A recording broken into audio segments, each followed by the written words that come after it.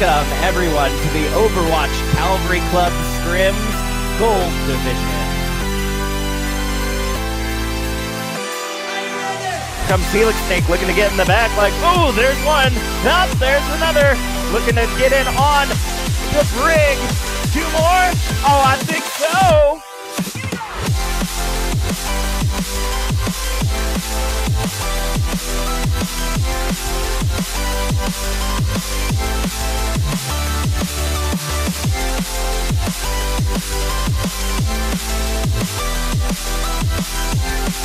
Hey, here comes Tribalize with the Primal Raid. And there's two right over the edge to start things off. Going down into the hallway. Make it 3, 4, and 5 with the assist fire strike.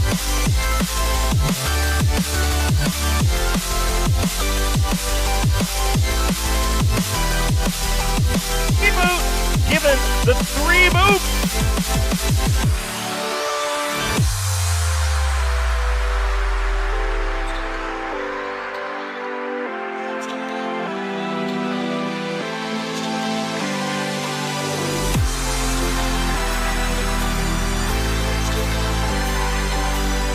Comes Phoenix Fifth with the Coalescence, looking to get some damage on the enemy team.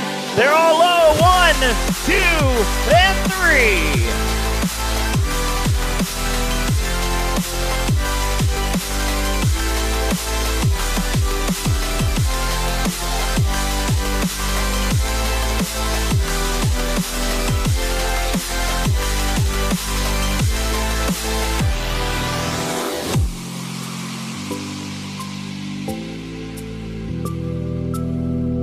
Here comes Hanzuki, 1 headshot. Make that 2. I feel like Hanzuki's hungry for more. There's the 3rd. And will it be shut down?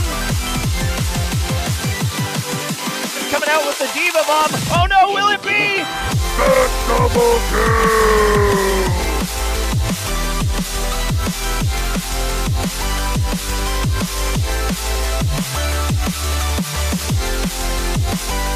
Back getting in, getting messy. Here comes the Primal Rage.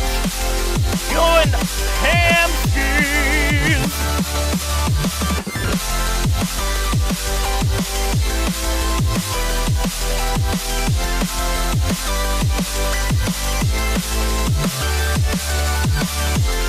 Nick here, harnessing the inner Jonak, doing damage and heals. What more do you want from a Zenyatta?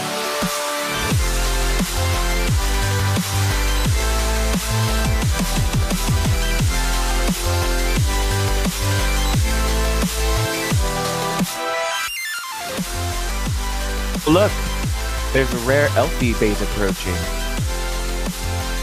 Oh, folks, let's go ahead and follow. Oh, looks like it's zipping into the back line. Oh, is this what I think it is? Hello?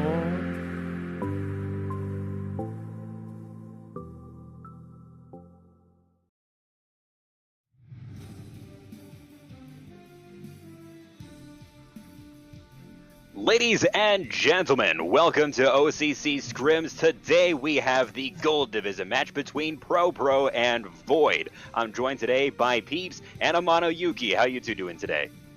We're doing well. How about we're just enjoying myself watching some Overwatch League prior to the scrims and ready for a nice O.C.C. Gold scrim tonight. And Peeps, how about you? There we go. Sorry, had to hook up my mic. Sorry about that. I'm good. I am also watching the Overwatch League, and so yeah, if you see the camera pause for a second during a break, that may be why I may be looking up at my TV watching Overwatch League. So forgive me. It has been pretty exciting so far watching Philadelphia Fusion and the London Spitfire go at it. Seen a few interesting compositions. We were actually talking about how at one point Goats was countered by running 4 DPS. So maybe these teams are watching that. It might pull that out. We'll just have to see. So our first match is going to be on Nepal control map. We always talk about how we love him so much, and we are going to be getting into that right now. Just a quick update for those of you who are watching us rather than Overwatch League. Philly just scored the 3-1 victory against Yeah. Spitfire. Yeah. Just an update. But again, with this map, I'm sorry, it just happened. But yeah, one thing we do like to see on this map is a lot of Ryan Zarya up on these top points, but we also like to see Hammond sometimes on these maps rolling around, clear and spin to win. And this, especially on Shrine, is very interesting compositions what teams try to do to pull out on this map. There's always something interesting to see, especially like you said, the Hammond, you have that central spire. Hammonds love central spires and points. Means they can contest it for ages and just spin the wheel and see if they have stuns on the enemy team. But let's look at these compositions. So we appear to be having fairly standard compositions from both sides, but very different ones. On the side of Pro, we appear to be getting a very death ball composition, and on the side of Void, we seem to be getting a dive. I think the dive here is to kind of counter, like, I don't know how these teams well, but we've seen Pro run that death ball really well in previous scrims, so I think this dive, they're going to attempt to counter death ball, jump on their backline healers, and really try to get into their support line in the rear. But because Void is running that Lucio, they are able to get to the point first and get the high ground. But Casual OP.S.E.C is in there, and he's creating a front line for his team. And Teddy took a lot of damage, but managed to jump out. And now they're being pushed back. Pro are being pushed back towards the stairs. They're trying to create an opening, but Casual OP.S.E.C is the one that falls first.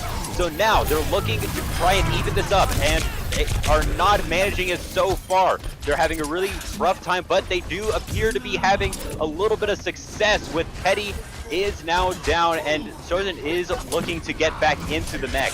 And with Casual OP.S.E.C back here, team is able to get behind it. And now the Kamehameha is coming out, the Coalescence getting that healing and damage through the team. Casual OP.S.E.C was trying to create a front line, trying to create an opportunity, and now there's the Genji Blade. It's onto that backline, it's doing a lot of damage onto Sniff, and it manages to get the kill onto Danks as well, and with Elfie falling to Teddy, they are routed. One thing there is, especially with the dive, is they're able to not have to, they can take control of the high ground that this map is kind of elevated, so they don't have to funnel in through stairwells or the buildings. They can move around at their own leisure and force Pro into spots where they can control.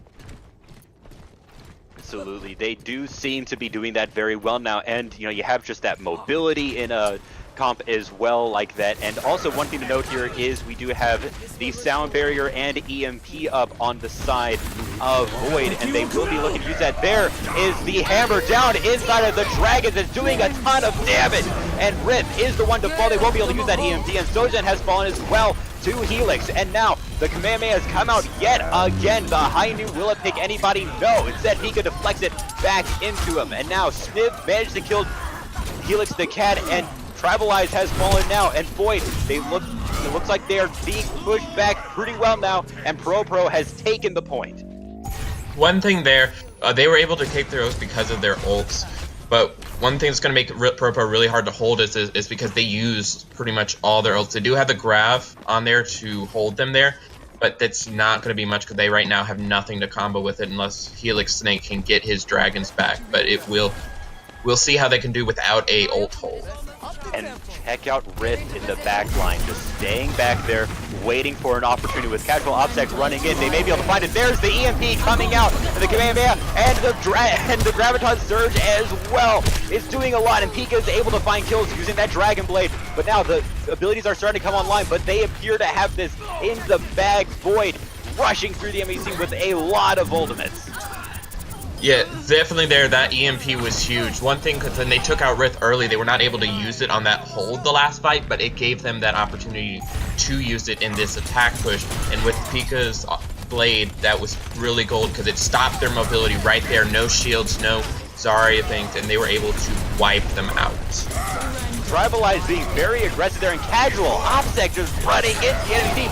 Oh, he managed to get the hammer down, catching 3. But a good move means that he is off the high ground, and now he is dead. But it looks like his team is able to follow up without him. And now the nuke has come out. Will it catch anyone? It gets 2. Helix the Snake and Sniv down. So now it looks like Void will be able to turn this around and keep the point. The Tricks are just trying to heal his team up, but will he be able to do it? There is the high noon coming out, but the bubble keeps it contained. So now, Danks has done a lot of damage onto Teddy, and Teddy has fallen. Tribalize down as well. They may be able to take this back. Pro looking to take this point at 99%. If they lose now, then this is the first round gone. But it seems they've done it, and with the Hammond swinging around the point, they're going to be able to secure.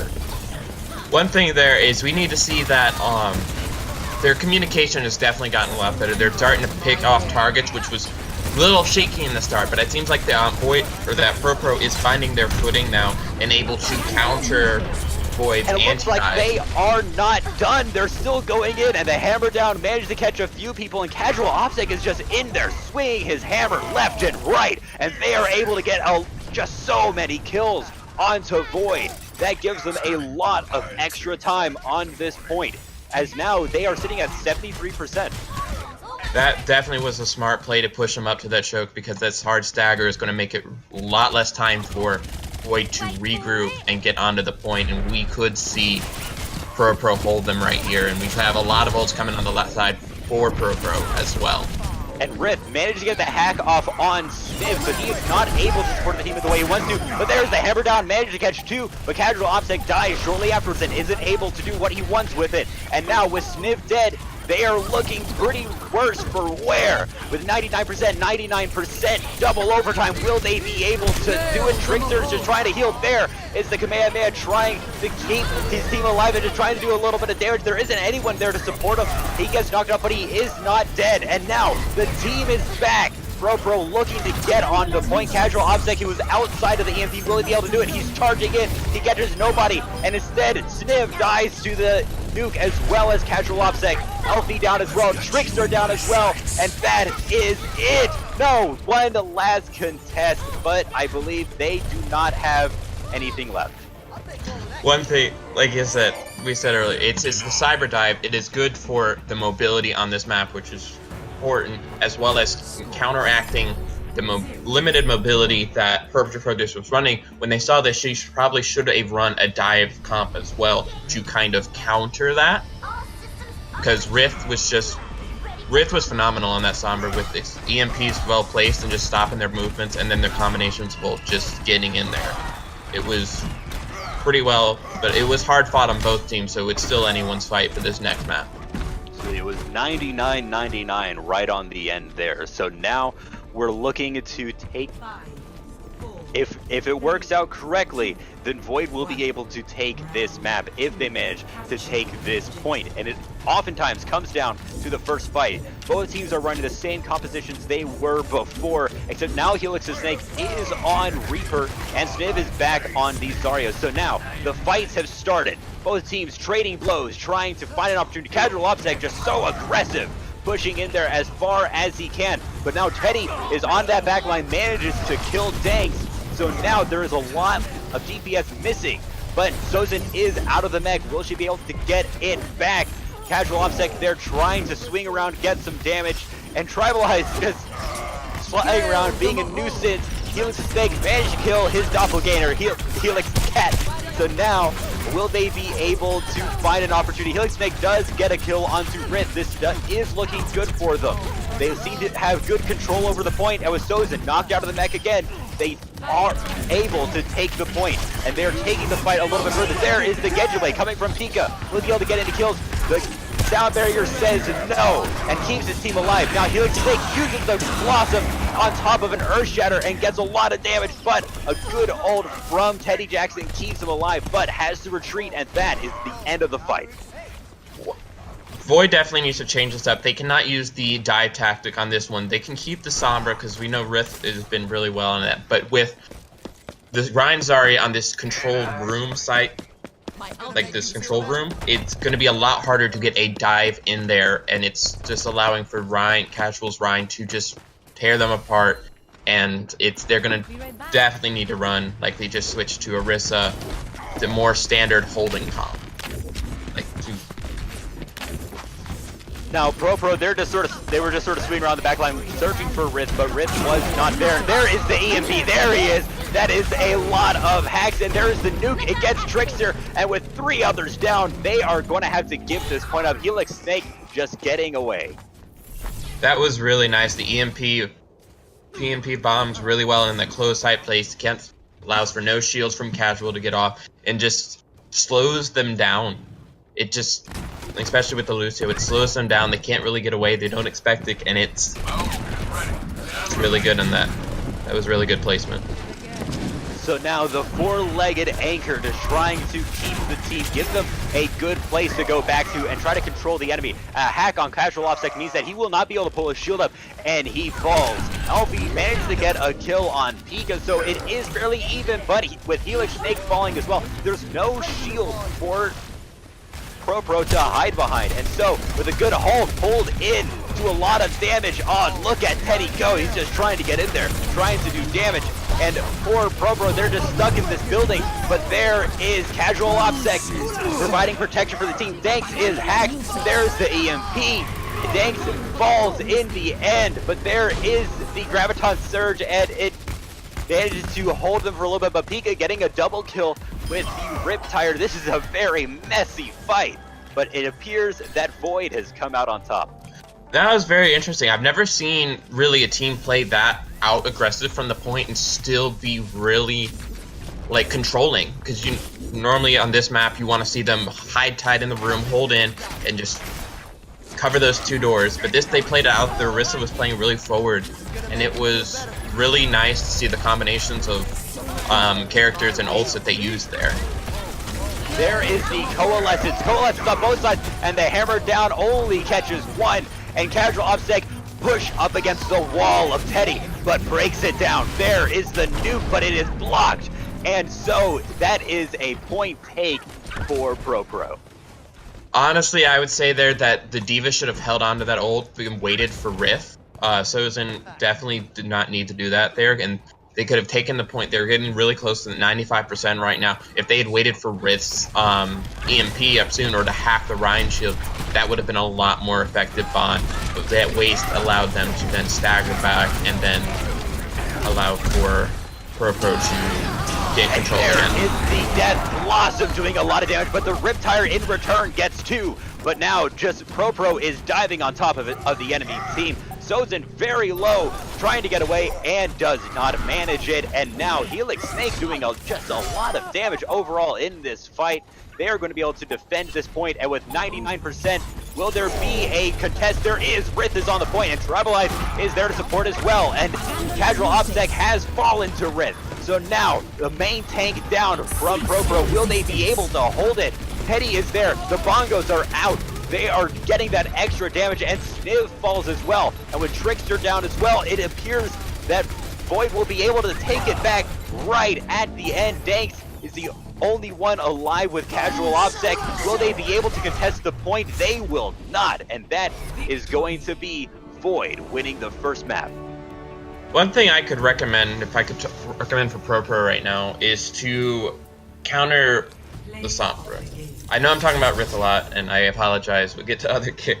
But the Sombra, they have not found a good counter against her, and whenever Rith's EMP goes in, Void just goes in and demolishes Projekt Proteus and allowing them for those recaptures. And it's been close, but they need to counter Rith. Rith is right now one of Void's very strong players, Sombra player, and they need to focus on Rith. And because when Rith is out of the fight, they're able to easily get out there and take out the rest of Void. So. And there's a few different ways to do that. One is just communication while the EMP does go out, and knowing to play back and focus on healing, sticking around your healers, just trying to use that to stay alive. And one way to do it is that we do see sometimes is actually running a Zenyatta, even though Zenyatta obviously loses all of his shields whenever EMP'd.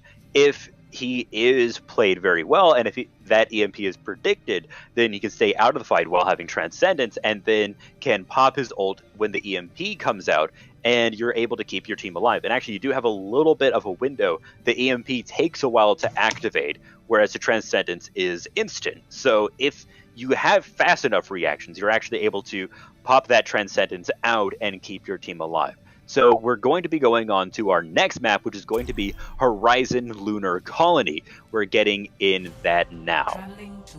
Horizon Lunar Colony is one of my iffy maps. I really don't like it. It is very good for dive. I will say, I'll keep my personal opinions out of this one, but it is a really good dive map with the high ground and stuff. But you also see a lot of cheeky plays come out on the high ground. I've seen a Bastion be really devastating on this map. And it's...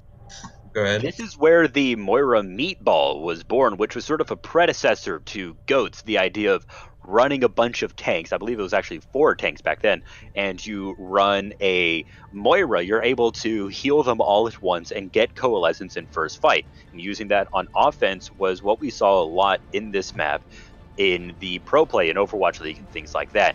I personally love this map. It is one of my favorites, and that may just be because I play Hammond a lot, and there's a lot of places to grapple on here. And, you know, it's your home base.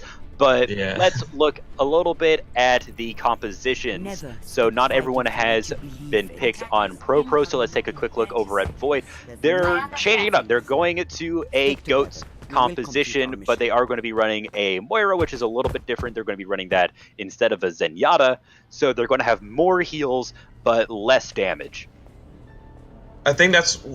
Normally you would want to run the Zen Goats on the attack, because then you can focus down their focus down on the targets and take it out. But the Moira is also a good option with that Coalescence, the Moira Meatball, as you stated earlier. But Pro, they're going to definitely have to have a hard time dealing with the Bastion that Pro is going to be setting up with. Danks seemed to be a little bit behind, but is finally getting there, but maybe a little bit too late. Missed out on a lot of opportunity to get good damage out when they were maneuvering around that side. So now the fight is actually breaking out now. That shield from Teddy is falling so fast. There has to be something that Void can do to deal with this. One thing that they're doing is sending some of the team up to the high ground, but now there is a setup on the point. Danks, though, does not have any shields. Will he be able to do it? There are so many heals coming out onto it, but he does fall. Casual OpSec did manage to get a kill onto Helix the Cat, so now the side of Void does not have a lot of heals. Will they be able to do it with Trickster and Casual OpSec and Alfie falling? Doesn't look like they can. One thing there was definitely Danks fell behind. Danks took too long to make his decision on the Bastion, and it didn't allow him to get that setup, which allowed them, if he was there on time, he could have gotten a lot more picks a lot sooner when Void wasn't expecting it, and it could have been a different fight there, but Void was just able to get on the point, get around the Bastion, and it wasn't really as much of a problem. Yeah, I mean, I always say be bold in your decisions, and now it seems like Void is being bold, going all the way around the backside. There's the hammer down. It gets nobody, though, except for Rit, who is now back up, and Casual OpSec has fallen. And if we take a look over, there's a lot of damage going on to Tribalize from the Symmetra turret, but there is a lot of defense, a lot of back and forth happening here. Rit trying to get onto Helix the Snake, who's using that teleport, trying to maneuver around, does eventually fall. Void, they have pretty good control of the point right now, but they haven't managed to get a tick. There's the hammer down, though, from Teddy. Manages to catch 2, and there is the Graviton Surge and the nuke. 2 fall to the nuke, and now they're able to get the first tick. Will they be able to get 2? They get 2 picks. Danks is on the far, able to contest the point for a little bit, but does fall. Helix a Snake there, try to contest even more, falls as well. Will they be able to do it? Almost 3 ticks. There it is, a very good offense from Void. One thing that I was mentioning it before the stream, I was watching the Overwatch League, and they were doing the Zarya Diva Bomb, and we saw it there again. I didn't think it would hop on so soon. I mean, that has been a combo for a little while, but you don't really get to see it because you usually don't have 2 off tanks, but in Goats it does work really well, and that's oftentimes why you do run Zarya and Diva, is that really good composition. That was a pretty interesting Diva Bomb, ended up being put up on the top of the point there and worked out pretty well because just was sitting up there, and it seems that we've had a little bit of a mess up here. The incorrect rule set was used, and because of that, we actually finished on the first round. So we're going to need to play another round of King's Row in order to figure out how that is going to play out. I apologize.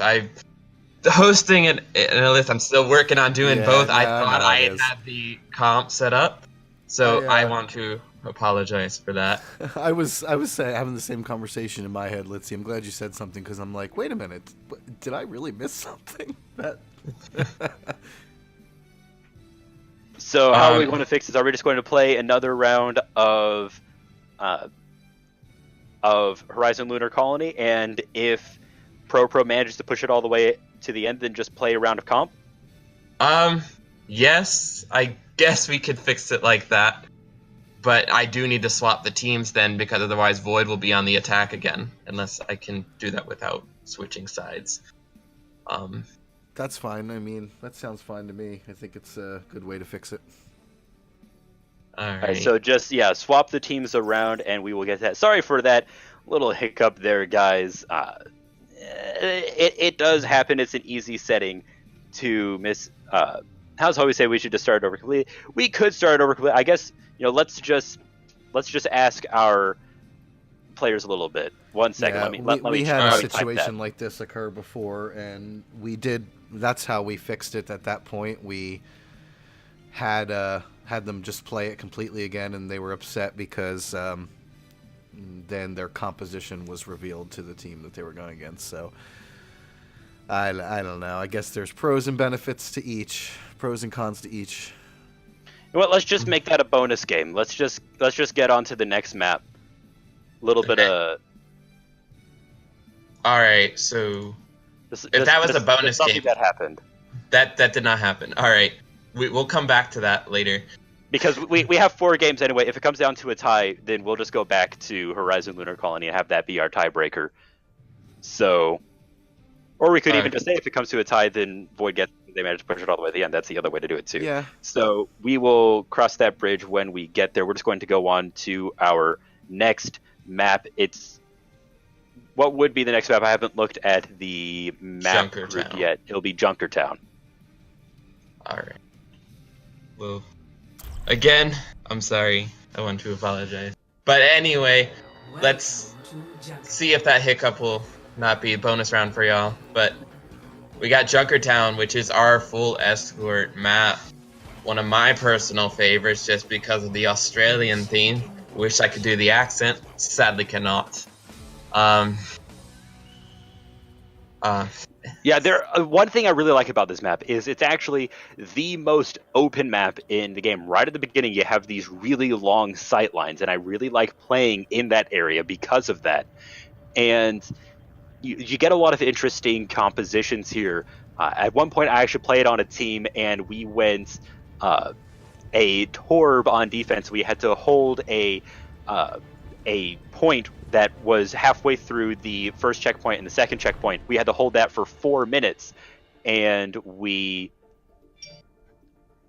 just used that opportunity to just run a Torb, and we just set up way far back, and they had to push through that. It took a very long time, and sorry, not sure what's going on. Wait, no, it was the team just yelled at me because they wanted to swap as well before then, and I didn't allow that to happen, so that was my apology. Interesting night, folks. Tell them to suck it. That's what I say. No. Okay, we'll do what the teams want. So now it's their fault that it's taking a long time, guys. Keep that in mind. So, all right. Don't blame us. Now it's them. Now it's them being. No, I didn't ask difficult. for swaps when we had it. I still gotta blame myself. Yeah. No, we take up 4 nights for scrims. How dare they? I mean, and we don't really have much of a say-so in those big leagues. So yes, it is swapped around now. Yes, Yes, Are the teams on the top, are they still like on the correct side? They're on the correct side. There's Okay. officially, I didn't swap any teams around since, like you said, there was the bonus match. We're all good. The hiccup's gone. We're moving on. Well, I mean, knock on wood. No. Hiccup's gone. You know, let's get into it. I mean, that's just what you gotta do sometimes as the casters stall for technical difficulties. So we are getting into the match now. Finally, we're getting to see what these teams are going to be running. It appears to be on the side of Pro. They are running a very standard Deathball composition. They got Danks on the Junkrat for that supreme defensive damage. Let's talk about Void. Void is running Rith. It's no shock that Rith's running Sombra. We don't see Rith mainly play anything else. It's Rith's character. But then we have the Rhine Diva, which works. And then we have the Brig Moira as well. And then we have Pika coming in on the Hanzo, really trying to take as much advantage of this open space as possible to get around and have this strong hold on the payload. Well, RIP Rith ended up getting caught in the trap and promptly detonated. You do have to keep an eye on that door and make sure that no trap is put in front of it. And Elfie just giving some damage boost to Danks, making sure that he's able to do just so much damage. Tribalize caught out a little bit inside of a trap, but is able to use that shield to stay alive. Now Modern, he's trying to get in there and is pushed off a little bit by Teddy, but ended up not getting charged thanks to there actually being a trap there stopping him. Now Madon is hacked, has to fall back, but you know, there it is. There's the heals going to him, Elfie, but cannot keep him alive. There is the Riptire, but it doesn't manage to kill anybody. Sosin, though, is pushed out of the mech. Pika there on the flank, trying to get a little bit of backline damage. Trickster and Elfie just trying to stay alive, the two healers, but it doesn't look like they're able to. Definitely the Rith pick. Okay, you know what? I apologize. I'm gonna not talk about Rith right now. But the Rhine Diva here is really well. Diva, they're able to get the picks on the support line. Elfie there, just trying to damage feed Danks, and that the jumps on there allows for them to not be as effective, but allow having the Rhine to be in there to be the stronghold for the payload. And it's possible that maybe Elfie and Trickster actually should have just jumped over the cliff and committed suicide, so then they'd be able to get back to the point faster. Pika taking a lot of damage, but manages to get out. Modern there just in the middle of the team trying to deal some damage, but gets charged into a wall. But he gets out thanks to a prime nano boost. Manages to stay alive, that buff giving him extra health as well. So now they're trying to get some damage there. The Coalescence has come out from the side of Void. They have a lot of ults to their name right now. Will they be able to do it? A hack coming onto Modon. He's not able to put up the shield, and he does fall, and this appears to be a rout for Pro.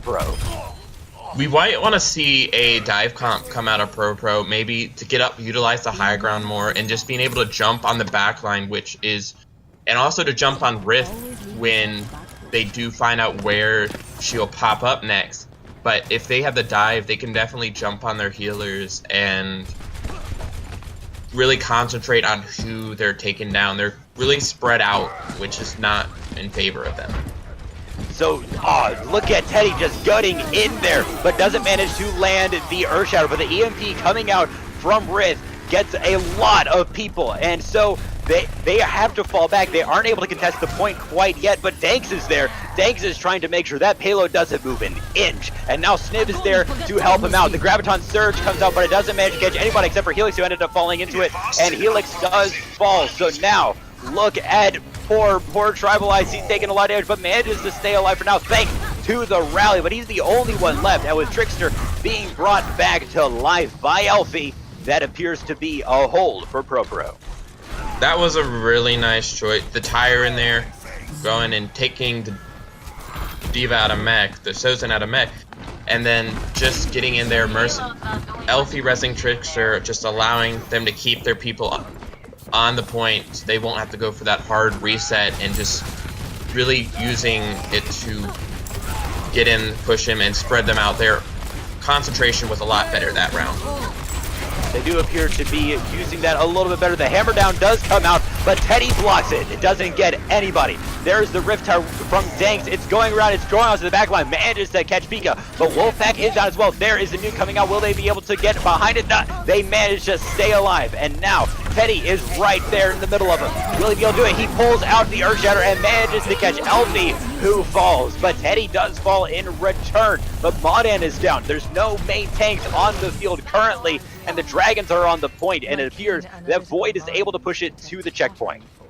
Wow, that was really nice there. They took out the main tank and were able to shred everyone else. The EMP coming out there, not allowing them to really utilize majority of their abilities, and that really was very useful in that fight in the end. Once Casual, or not Casual, once Maldan was down, it was pretty much a lost fight for the side of Purpro. So setting up on that Mega Health Pack there, it is hacked, so they aren't really able to use it quite yet. There is the Graviton Surge, manages to catch 3, but the Coalescence keeping them alive. Danks is on the top trying to do damage, ends up jumping into the enemy team. Will he be able to do the damage that he wants to? Modan is there and does fall, although Danks does get hacked. But, you know, maybe you should have gone for the stiff. Danks does fall. Modan is back, though, thanks to Elfie. But Elfie does fall for it. A hammer down, getting 2. And the Modan is there to swing the hammer to get it. There's the Nano Boost to keep him alive, make sure that he doesn't die. The Nano... it was really interesting to see the Nano Boost come out after Modan had already gotten 4 picks. I know it might have been to keep him alive, but at that point, it was just... they needed to focus heal on him rather than Nano, and save that Nano for Void's next push, and we could see if that could be fatal for them in this next fight. And speaking of Void's next push, here it is. Dank sending that Riptide to the backline, trying to get Teddy, and he does it with Tribalize down as well. There is not a lot of opportunities for the side of Void to do much. Look at Pika on that backline, trying to cause some issues for Danks. And he is taking a little bit of damage. He is very, very low. Will he die? He does. Modan's hammer manages to catch him. This is really interesting because now Project Proteus is at a very limited health pool, but they're managing to make it worth with the concentrating heals from Elfie and Trickster, because you have the main heal pot, which would be normally where they would hold, is hacked by Rift, and the payload is also a health pool for Void, so that this is very a nice concentrated hold by Project Proteus.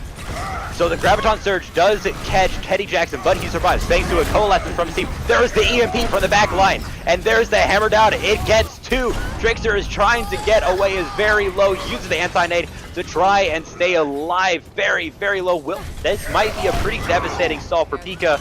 Manages to get the kill. There's the high noon, but it isn't going to catch anybody. Wolfpack and Modan are the only ones on the point, so they're going to be falling. That was really nice combinations of both. The EMP coming out from Rift once again, and just the Shatter and Bomb just demolished them. And then there was the tire could have been devastating from Danks, but it was just immediately shut down by Teddy Jackson there with his Fire Strike. So that was really nice coordination from Void to get in there and really push the point to its final stretches.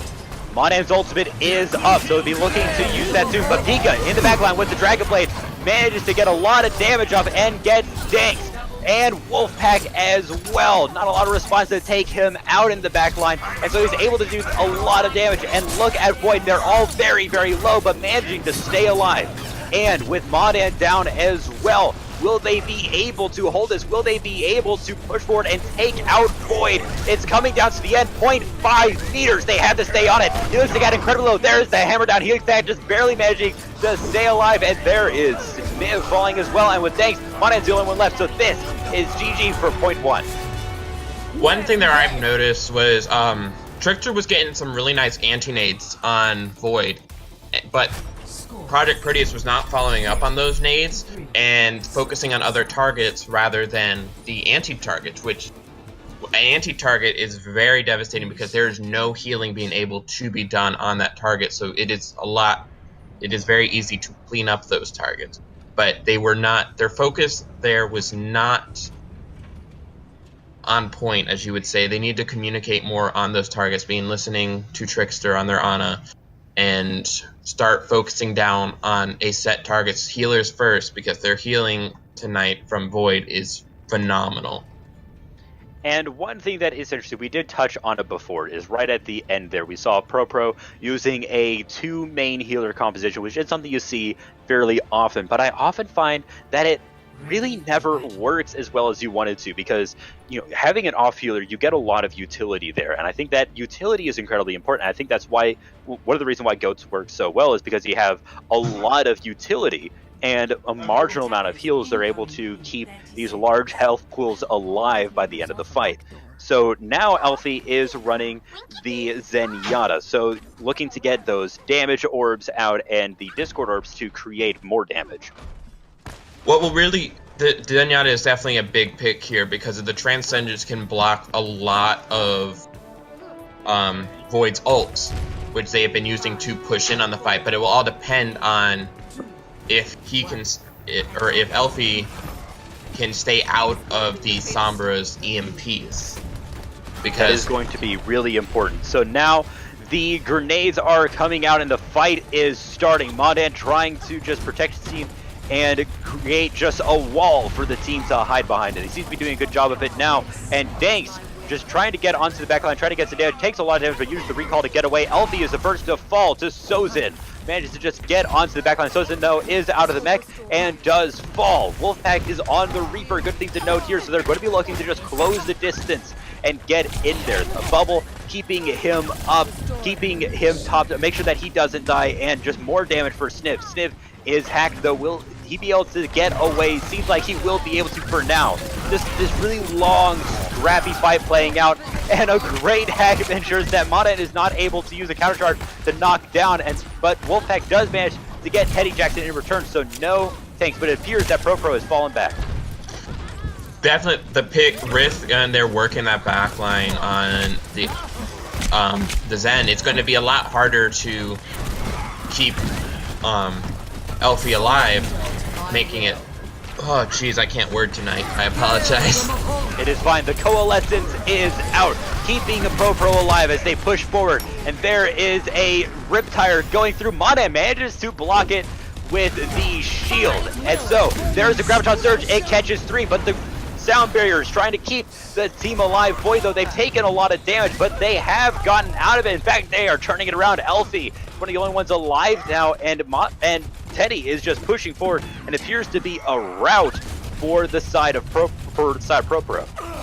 Peekin, they're definitely getting that large damage pool on the concentrated push, especially where the payload is now. It's very narrow, which limits the space that they can do the push, and just Pika in there chucking damage left and right on them, and it's hard for them to get an EMP, a hammer down, a lot of damage, and there is the nuke getting Sniv and Wolfpack down.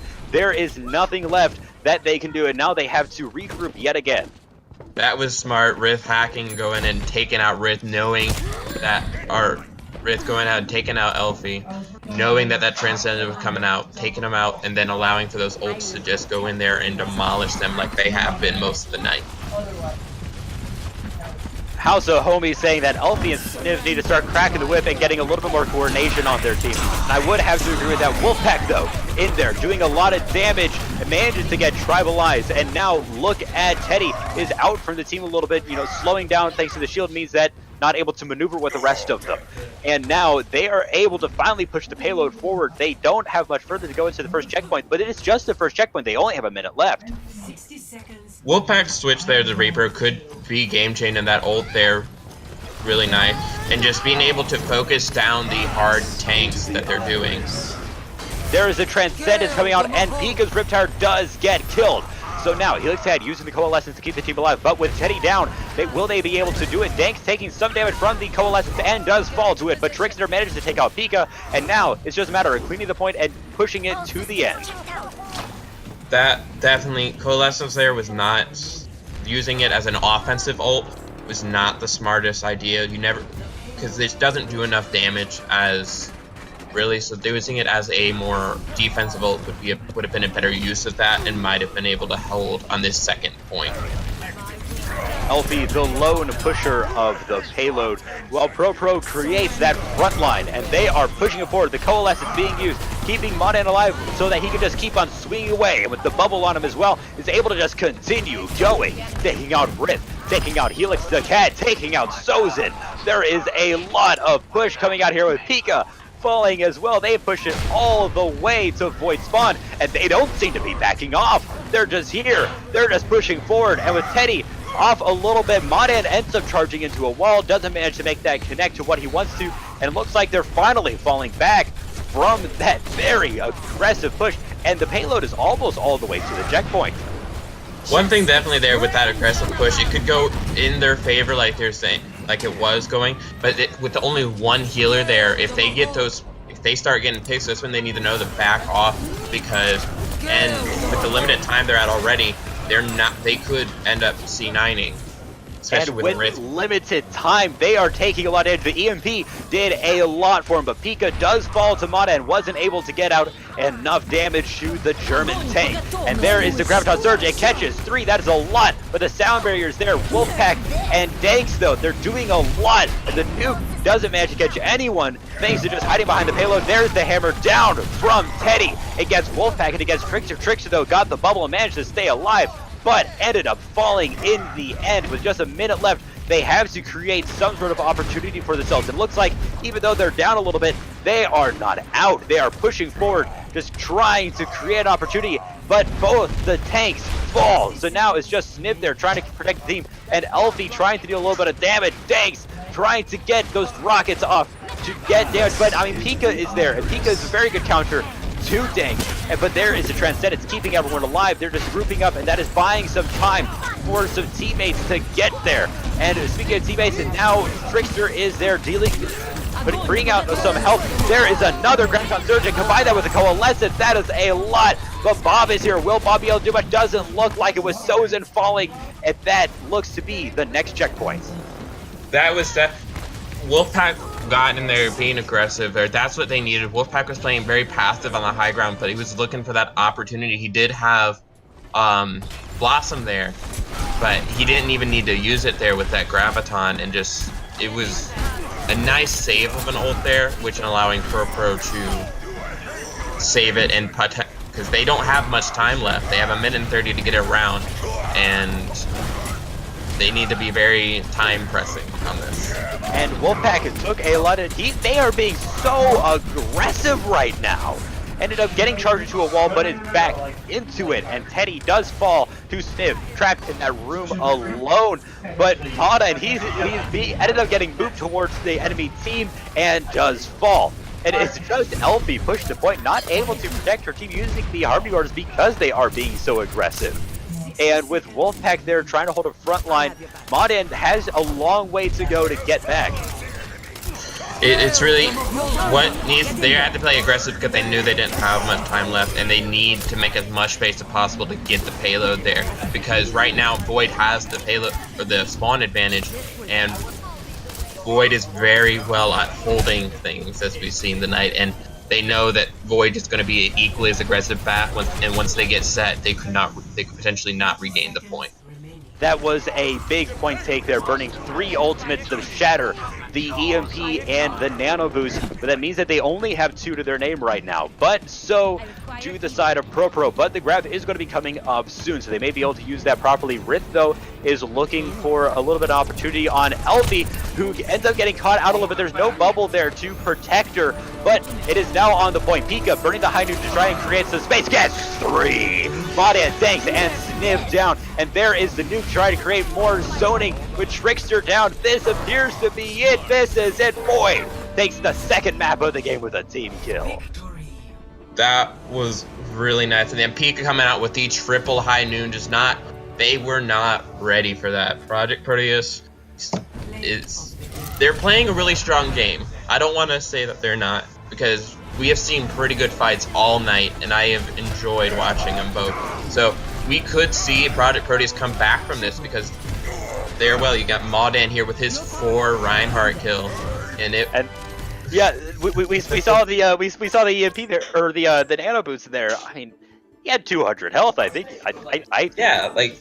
He wasn't dire need, so that's what I said, that Nano Boost wasn't necessary there after getting 4 picks, but Project Proteus is still playing pretty aggressively. They're a really good team, and as well as Void, which we could see them turn it around. They just need to take this halftime preview, see what they're doing wrong, know what they're doing right, and just come back on that. And I feel they could still make a comeback from this. And that was also a great high noon we saw come out from Pika getting the triple. I mean, sometimes you just have to use that high noon as a zoning ultimate. It creates space because you can use that ultimate, and it just means that people have to get out of the way. Because if you don't, if you either you have your choices, you can kill the McCree, you can get behind cover, or you die. And they ended up choosing the latter option there, and that was a pretty big play from the side of Void, and that meant that they were able to take the next map. So now we're going to be looking to go on to our next one. We have halftime. Let's see. Oh, that's right. I always forget about halftime. We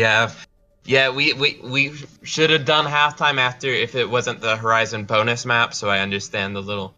But yes, it will be our halftime show, and then we will get on to the potential final map if Proteus does manage to get the 3 win on this, or if Void managed to get the 3 win, then we will see our 4th/5th, our repeat of Horizon. Yes. All right, we're going to see you guys then.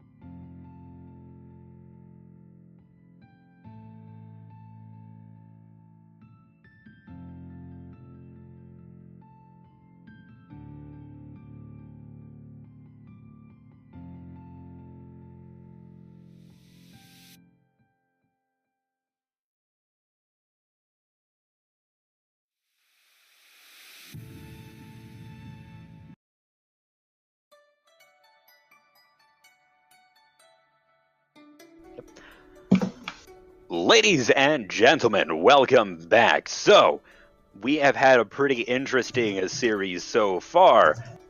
There they go, now they're doing the... Anyway, so we are, like I said, we've had a lot of interesting stuff happening. So, we've had some really great plays from Void. That's who's been coming out on top so far. They've had really great pushes, a lot of great defense. One thing that they've been running that we don't get to see a whole lot, especially in the Gold Division, is Rith's Sombra, as we have mentioned a lot today so far. Just really great EMPs, lots of great plays. Pika being incredibly aggressive on the Genji and had a great high noon last map. I want to sort of address the elephant in the room. Ooh. Our Reinhardts are incredibly aggressive. Most definitely. They're both the Reinhardts are making the space for their team, but they're pushing it too far sometimes, which it gets a little scary. If you make one wrong move in those very front line pushes, you could screw the rest of your team, because now they're down their main, and it allows for a really strong counter push. They're just they feel that shift key, and it's just calling them. Think I can just charge into the enemy team full speed. I'ma do it, and then they die. Because that's usually what happens if you charge into an enemy team as a Reinhardt.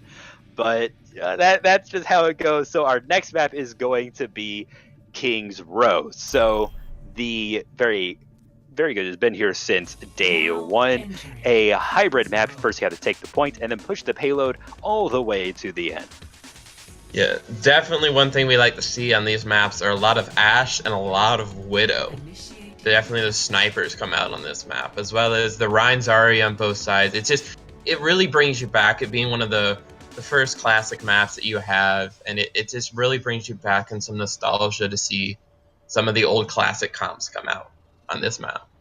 You had these long sight lines and everything going on. I remember way back in the days of Apex, it was actually Meta Athena who was known for doing these sort of innovative compositions and these different things. They ran a triple sniper offense on this map. They had a Hanzo, a Widowmaker, and an Ana. This is, back before Ashe was a thing. Mm-hmm. So, it could be interesting to see something like that coming up, but obviously that's really high mechanical play, so we usually don't see a whole lot of that happening in the Gold Division. But we are going to be seeing Helix Snake play the Widowmaker today. Pause? Did someone DC? I didn't pause it. I didn't pause it either. I'm going to give him the question mark in the chat. Never mind, are we back? I don't know. So let me make sure everyone's good first before. Let's. Yeah. I don't think I pressed pause. My hand was on the left side of my keyboard. My pause button's on the right. I don't know. Pretty sure. All right. Void's good, and they're good. So I don't know what happened there, but we're continuing. It is what it is. So whatever. Let's try to figure out what's going on. So, yeah, we're going to see Widowmaker on defense, going to be setting up way in the back, getting in that window, getting on the balcony. It doesn't look like we're going to be seeing a sniper on offense. So now the match is here to start.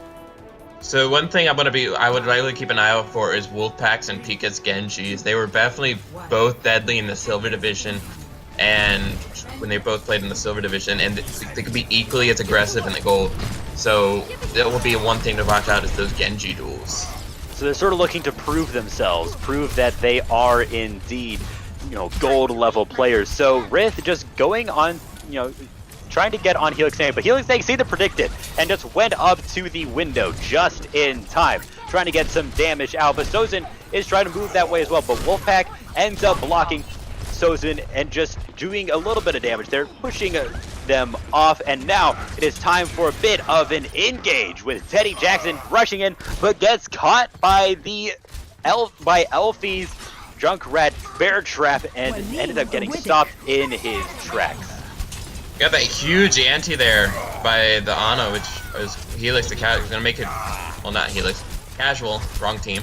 Gonna be really nice there, allowing them to push off the aggressive Voids. Void should really honestly step back a little and reassess themselves before they make another push. They don't have any shields, but the Junkrat tire came out and was instantly taken out by Teddy Jackson's Fire Strike. So now they are looking to create a little bit of opportunity, and there is Ma Dan there to create some shields for his team. There is a charge on Teddy, takes a lot of damage and does fall. Sozin now is the next one in their sights and gets knocked out of the mech. And now able to take cover. Will they be able to get through the choke alive? No, Sozin does fall. I just noticed this. They're running, Proteus is running 3 DPS, and they only have an Ana for the heals. This is actually really working out for them, and a lot more. They're just pumping in damage into those shield breakers. They're shield breaking. It is pretty interesting. That is putting a lot of weight on Casual OpSec's shoulders. It means that they don't have as many defensive ultimates, but will they be able to? It does seem to be working so far. The rally is out. The EMP is out. That is a lot of investment here, and it appears to be paying off. With Madan and Elfie being pretty much the only ones left, with Sniv, the Graviton Surge only catches Sozin, who does stay alive, but a big shatter ends up catching 4, but it is not enough. One thing there is definitely Pika realizing that Helix Snake was up in that high ground as Widow, trying to get the picks off, who assisted in getting the pick on Rith with the Junkrat. Just getting up there, nullifying that, and just not allowing for more picks to occur, which that's why we saw Helix switch down to the McCree. It's because it's not going to be as effective with the 3 DPS, and I honestly think we need to see Elfie go back onto healing, but it has, especially now that the payload is mobile. And here's the nano boost, here are the ults, the nuke comes out and it catches Casual OpSec. Now there are no more heals left for the side of Project Proteus, and now they are just pushing forward, though they don't care. They have done a lot of damage, but Madan maybe got a little bit too far and got poop killed by Tribal Eyes, and now it's Teddy there in the front line trying to deal damage, trying to create opportunities, but doesn't manage to catch anything, and it's just Sniv trying to run away, but gets caught out, takes a lot of damage, and does fall to Teddy Jackson. That was definitely... I need to stop saying that. Okay, that was a nice play by them. They're making the space, or you mentioned the night, we have the aggressive Rhines here, and it's just they're doing their job, making the space, and it's very hard to deal with both Teddy Jackson and Maldon tonight. It's really the battle of the Rhines as well, battle of the Genjis and the Rhine, and then we have Wolfpack coming out with the the Blade, but gets stunned and slept. That is pretty devastating, and it's going to be Madan that is the first to fall in this fight, instead of maybe some of Wolfpack's targets. But Wolfpack, it doesn't give up, but does fall in the end. Sozin has been knocked out of the mech, but is still pumping out damage, and there is Pika gets instantly wiped out as soon as he ulted, and it's going to be Tribalized that falls next, but Helix Snake and Elfie are both down. Sniv is there. Sniv is nano boosted, trying to deal damage, but Teddy Jackson is just free up this wall and creating such a good defense, but does end up falling after taking out Casual OpSec. So now Modan is there to create those shields, make that front line, and they are pushing forward. Modan is just so aggressive, but takes quite a bit of damage from the enemy Sombra, who is just up on the high ground behind them and does fall. Had no team except for Wolfpack there to support him and was still incredibly aggressive. That's what we were talking about before. They are just pushing forward both of these lines. Maybe, like, you know, you feel good when you push forward, but sometimes you gotta enact that restraint upon yourself. Yes, definitely. That restraint was what is necessary, because then you got Modan getting picked off because he's playing too aggressively, allowed Void to come back into this fight, recover, not suffer too much loss with a hard stagger, and that's an EMP shatter right there. And it catches a lot of people. That is almost the entirety of Pro taken down. It's only Helix left, but he manages to get out of it for now. Tribalize is not giving up, pushing up onto there, but ends up getting picked off by Helix. So now this is a push for the end here.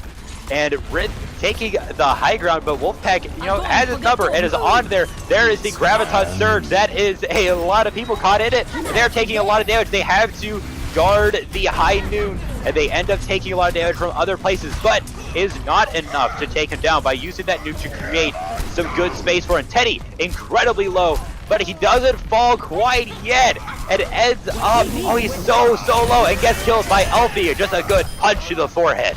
And poor Pika got slept. He was nanoblading, but he ended up staying alive because they decided not to let him sleep and threw that nade down onto him. And he ended up getting out for a little bit, but he does end up falling to Modan, who does die in return. Those were some really deadly antis there, that last fight. But although it was not a lot of follow-up until later, they were on low health for a pretty long time, but that allowed them to then stagger, and it allowed them to then clean up at the end for Proteus. But Pika's Blade there, allowing Void to get right back in there with Wolfpack Blade coming out. Here's another one. There is a sound barrier coming out as well. He's trying to do a lot, but he doesn't manage to get to anyone, and ends up falling to Rit. So now Modan is trying to just shield his team. There's a big hammer down, but because he was booted up in the air by Tribal Eyes, ended up easily blocked by Teddy. So now Elvie manages to stop the charge, but with the last shield falling, Sniv and poor Helix ended up getting caught by the shatter. So now there's not a lot of space left, but not a lot of time left. Will be able to hold it. Modan is there, gets booped away. Will be able to get there. There's the EMP coming out. Elfie there, swinging that mace, trying to get some damage out, but does fall. The Graviton Surge, catching 2, catching 3, but it is not enough, and that is going to be round 1. It's funny when you see the they need to get that time in there a little, because I saw what they were doing. They were going to go for the tire grab, which could have been really good, but they needed to get that tire out there just a little bit sooner, and then Sniv going back in there, or there onto the chokehold in there was not enough to contest the point. I saw what they were trying to do into them, and Project Proteus could have come back there, but it just wasn't enough. Void's playing really aggressive tonight, but they're doing really well as well. And there is just a lot of really good spatial control from Void there. A lot of really good boops coming out from Tribal Eyes as well. Just really good control over the area around the payload. And they did a good job of sticking to it. Unlike, you know, the Project Proteus, they've had a few issues with that last game that we saw where they kind of pushed way far ahead of the payload. And usually how that works out at higher levels is you create this strong offense that where the payload can catch up to it, but eventually the payload does get there, and then they move with the payload.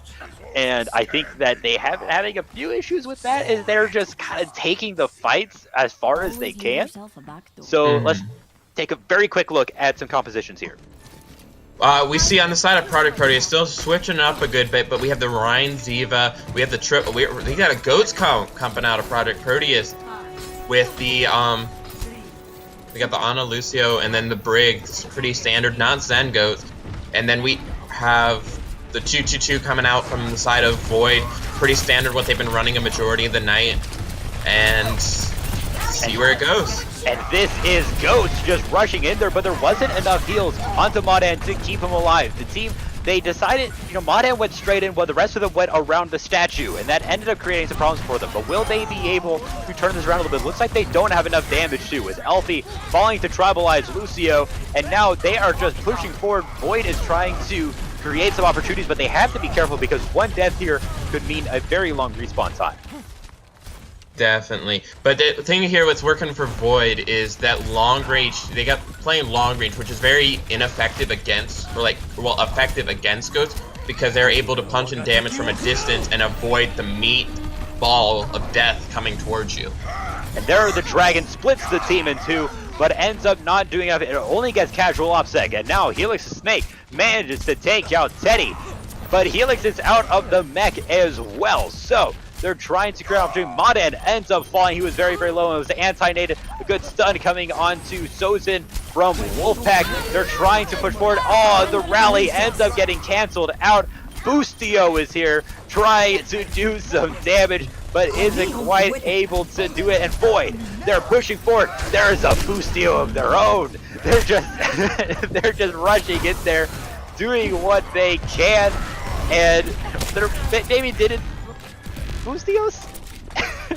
I really can't blame him because I boosted my Lucio twice last night in my scrim, so it wasn't.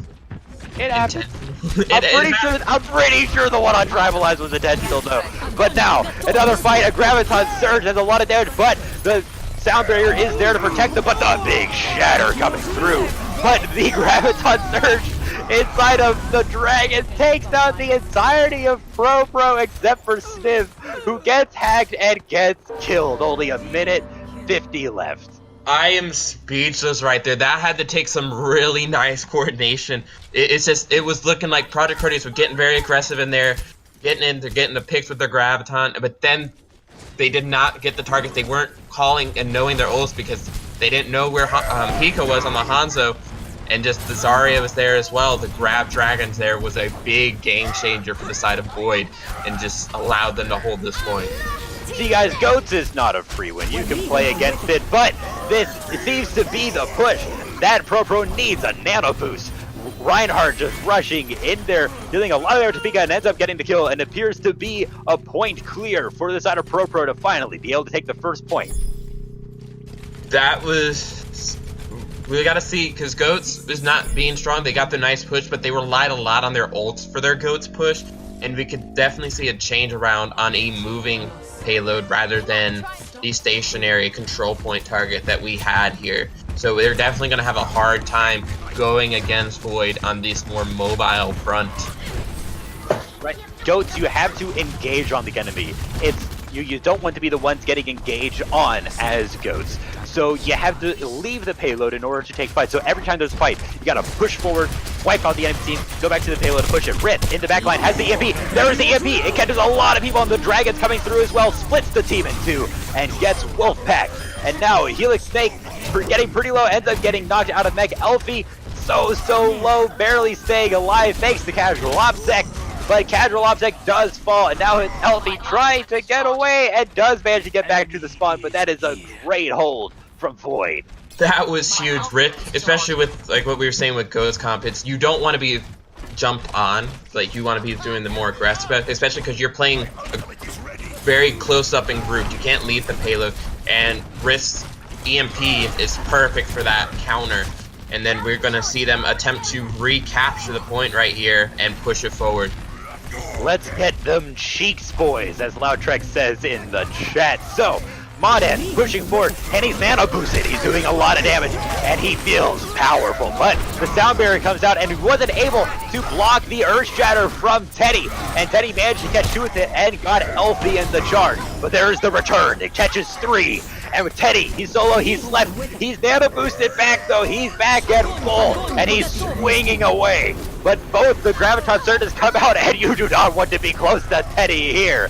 And he manages to get 3 kills, and he is charged forward, moved into a wall, and does die to Sniv. So now Pro, they're looking to use their spawn time advantage to push forward. Pika is there trying to do a little bit. Sniv gets hacked. Will he be falling, taking a lot of damage? Does fall, so now it is up to Elfie with arrows sticking out of her body, trying to stay alive.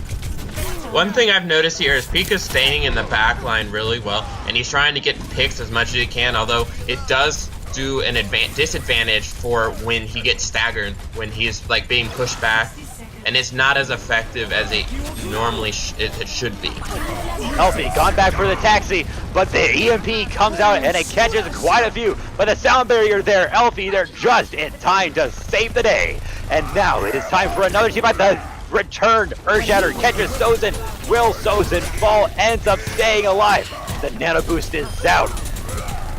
Mawdan is looking for blood, swinging away with that hammer, trying to catch poor Rith, and does catch it. And now it is the second checkpoint for the side of Pro.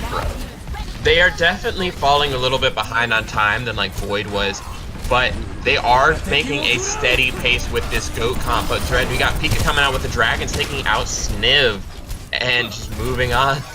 Splitting the team in two. Helix the Cat managed to get killed by Helix Snake. A lot of dueling between these two, I've noticed. It says nice in the chat, he got knocked off into the pit, I believe. So, poor Teddy ended up getting killed while using the ultimate, which means 0% ult charge. Just a little bit too aggressive there. Rith in the backline trying to get some hacks off, manages to get Mawdan, but you see the return there, you see the response. It seems like Pro is finally able to do that the way they want to. The hammer down does come out. Pika ends up getting caught, as well as Helix the Cat and Tribalize, but Teddy is there on the Arista to protect them. The Nano Boost is out, but so is the Coalescence. So now Mawdan, looking for blood, gets hacked though, so he's having to fall back. Helix Snake manages to catch Sozin, and now the EMP is out. That's some good EMP hacks there, and now, but it doesn't appear to matter. Mawdan, he's just holding that WM1, dealing so much damage along with the rest of his team. And Tribalize, though, manages to move off Casual Obstacle. There is the classic Graviton Surge and Dragons, but the Dragons actually went a little bit too far and ended up not connecting on the Graviton Surge, and that is going to be round two. Both points being taken. This was a very aggressive Ghost comp. That's like, we see Pro running the 2-2-2 and the 3-2-1s, but when they went a full Goats, this actually was really interesting to see them do that on the attack, but it worked out for them. They were able to make up for the lack of DPS dealers and just grind any push they had meant to stay on the payload. Like, they played a very good attacking Goats there, but now we have 1 second difference on the clock for the teams who will come out on top. That first point, though, Pro, they had a really difficult time. It was like watching beef get pushed into a meat grinder. They were just getting torn up, even though they had so much health and whatnot on their side. So, let's look at these compositions. It seems like Pro buckled down. They have no honor. They're just playing Goats. Although, it definitely is a good option for them. It's what's working for them. They got a really strong push there. But let's see how they can do on the defense, because Rith is going to be really devastating for them. Actually, Rith is going on the Brigida. Are we going to see it? We're seeing a 3-2-1 come out from Void. So return a little bit in kind. Yeah, you have Pika there bringing the damage, and you're going to be relying on Helix the Cat and Tribalize on Mercy, and also Rith for the heals. They have those 3 off healers. Mercy is an off healer now, remember that, guys. So, Rith, though, ends up getting caught out with the anti-nade, and so wasn't able to use the passive to stay alive. Teddy Jackson is just into the backline, but there wasn't really much of a response. It was able to get casual offsec, so now the fight has started again. Teddy Jackson ends up falling to Sniv, so now Mawdan is just pushing forward, swinging away, trying to catch out Rith, who was revived, and it's going to be Wolfpack trying to keep back, ends up getting pushed back into the hallway. So now there is the huge rocket barrage catching 4, and this is going to be a point take. One thing there that was definitely smart on the side of Void was Teddy Jackson went immediately for their Ana, and because they knew the anti-nades had been devastating, and if you get anti'd, 3 healers become useless.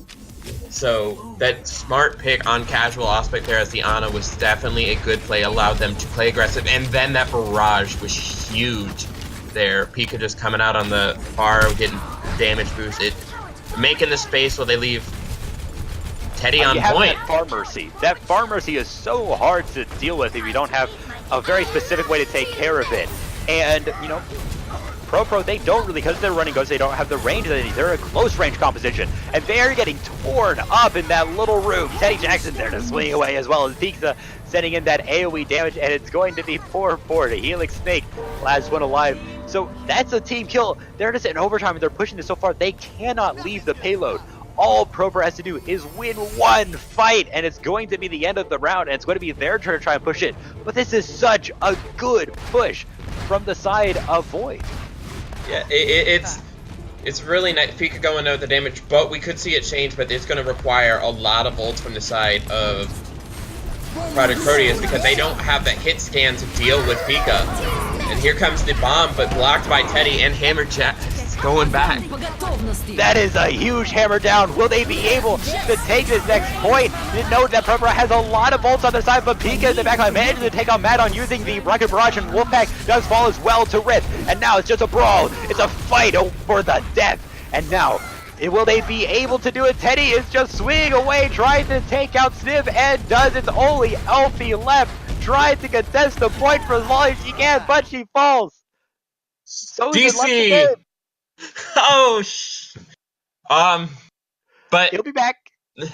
Anyway, while we're waiting, that ult counter, they were so soon. Okay, yeah, so they sent Pika onto that backline, and that meant that Pika wasn't affected by a lot of these ults, and manages to use the Rocket Barrage to just burn through the entire sound barrier.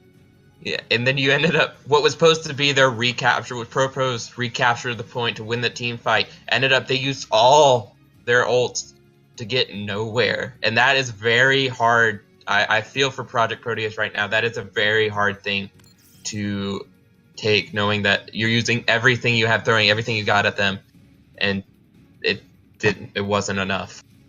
It's like what happens when an unstoppable force meets an immovable object. You have 6 ults on your side. You should be able to move anything, but they just get shut down. So now we are back. Sosin is back in the game and playing the Wrecking Ball, which I do love to see. I mean, you got to get back to the team now because, you know, there was a DC there, and he is pretty far behind, trying to get back to the team, and is there now. So it is time for the last push. Will they be able to do it? We'll just have to watch and see. It's Projekt Proteus needs. We're seeing some switches on their side, and the Traits are trying to get in that backline now that they have DPS. And Wolfpack, that they're just trying to deal with Pika at this point because that is their most threat with the solo DPS coming in from Void. And a lot of them are low, but the hammer down does catch some people, and now Teddy is just swinging away, managing to get so many kills. It's going to be difficult to deal with this Hammond on the last point because you'll be able to use just that payload as a spin point. There it is, just spinning away. They're going to have to bring out some stuns or something to slow him down. But he's just spinning some more, and he's just trying to stay alive. There is the sound barrier coming out from Alfie, trying to keep him alive. Casual Obsec, though, is in the backline, but it does fall to the mines. And Pika with another Rocket Barrage. Will this be it? They've almost done it with just 1.91 meters to the end. Manages to knock Wolfpack into the mines. And they have done it. They have pushed it all the way to the end with just a minute to do it. That was definitely... And the DC allowing... It put Sosin on the hamster, just making space. That's one thing we've talked about a lot tonight. It's just... especially with our Rhymes being played, it's the making space, and they did it, and this putting Pika in that backline, just knowing what ults are coming up, just being prepared and making the space to be able to be effective and get the payload 3 points within a minute time span of then overtime for afterwards. And that is right, Xanivals. You saw the big brain plays there, putting the mines down at one point and then spinning so you knock people into it.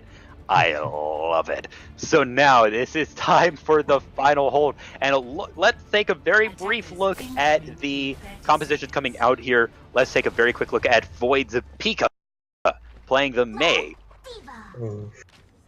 If I know one thing from playing with Pika is his Mei is going to be deadly on the defense, and He's going to just freeze and tear this Goats comp coming out from Projekt Proteus. So if they recognize what Pika is running with the Mei, they will need to, and if it doesn't work, they are going to need to swap quickly and get in there because they do not have a lot of time. So let's keep a close eye on this. If Pro isn't able to get through all at once, there it is, Helix Snake, oh man, it is to boost away just in time. That was the one person you don't want to trap behind your wall. But now, they know that the Mei is there. Will they be able to respond properly? Now, Riff is there on that backside, waiting for the team to come down. There is a hack coming on to Helix, and so will he be falling? Ends up staying alive, but it's going to be Alfie who falls. Helix Snake does manage to take out Teddy Jackson, but Modan does fall as well. There's a big brawl coming out here. There is the wall. Helix manages to get just frozen. You're just slowed down. You can't move as fast. That's such a great counter to Goats, which relies on mobility, relies on speed to get on top of the enemy. 15 seconds left. Will they be able to do it? They're grouping up. I don't know if they're even going to try. They're doing it. They're rushing. They're trying to get on there. The wall is in their way, and there it is. They're going to contest the point. It is time for overtime. So now one more fight to end the edge. There is the EMP coming out. This should be it. Where the hammer down comes down, catches two, and there is the blizzard as well. This is so hard to play against. Civ is the last one alive and falls. That Mei is definitely, once they knew they were going to run Ghost because it worked for them on the first time attack. That's why they picked Mei to counter, and Mei breaks up everything contest, freezes the enemies, cancels their mobility, as well as the walls to split the team, as we saw Pika do tonight, coming out on the Hanzo tonight with the play of the game, probably for this Dragon Strike right here. Look at that. Yep, there it is. He's the Graviton Surge and just said that's the glorious moment as a Hanzo player. You're just like, yes, a Graviton Surge I can see, and I'm going to just send my dragons into it, get a free play of the game. So good. It was that Pika's definitely proved that he was filling in tonight, trying to get on Void as a permanent member. He's definitely proving his worth here after this game tonight. So we're just going to go ahead and not do that fourth game because we had that sort of off round before, and it's already getting kind of late. This is normally when we're already into the fourth game. So because we're not really like adding up any points from these fourth games anyway, they're just to pad out the time a little bit to make sure that it does last this long. We're just going to go ahead and cut it off here. But before we do, a really quick thanks to Zanvils, who subscribed with Twitch Prime. Thank you very much. So if you guys don't know, you can use Twitch Prime to... it works with your Amazon Prime. You get one free sub. And if you sub to us, a little bit of a sales pitch here, you get to join our Discord, where you can play with us, the different teammates.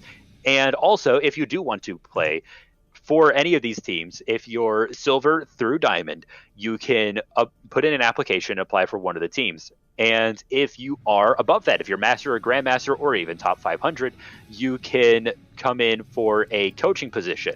So we're also looking for more people on our stream team to help us with the stream. Right now, we'd really like to have one more person, so we don't have one person dealing with all the swaps and the maps and everything, and also having to analyze at the same time.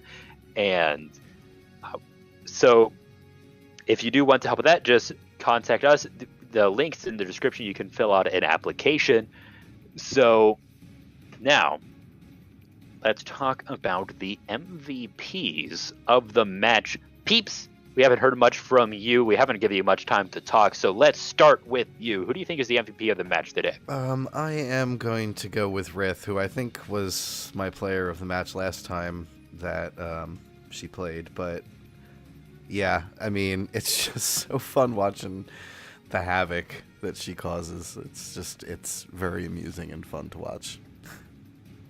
There was a lot of great Rith plays. Amano, what about you? I gotta give it to Teddy Jackson here. Tanks galore from him tonight. It was being that very aggressive, and it was always enjoyable to watch.